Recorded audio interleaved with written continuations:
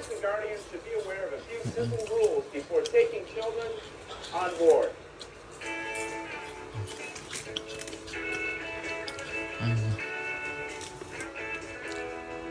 Taking children on board the CTA can be an adventure for kids and parents alike, and the CTA wants your experience to be fun, but more importantly, safe.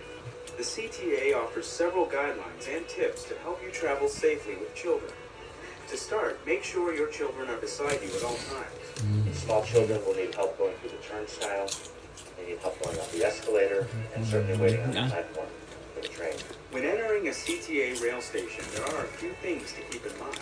Well, with very small children, we recommend they don't go through the turnstiles, that instead they find the attendant at the station, either a customer assistant or a security guard, who will let them through the accessible gate. Always use an elevator if your child is in a stroller. If the station does not have an elevator, fold up the stroller and carry your child up or down the escalator. And another safety precaution when you're on the train platform, stand back. The trains are going to be coming. The platform does have an edge, and you have to make sure children don't get too close to it. When a parent has the child in a stroller, we recommend that the stroller be facing in parallel to the platform. In fact, with the CTA's open stroller policy on buses and trains, parents no longer have to remove their children from the stroller. And parents are finding this much more convenient. Remember not to have the children standing in the seat.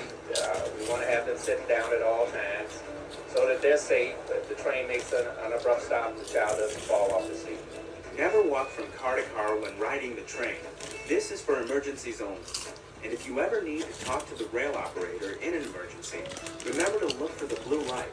That's where you can find the emergency intercom, which is directly linked to the train operator.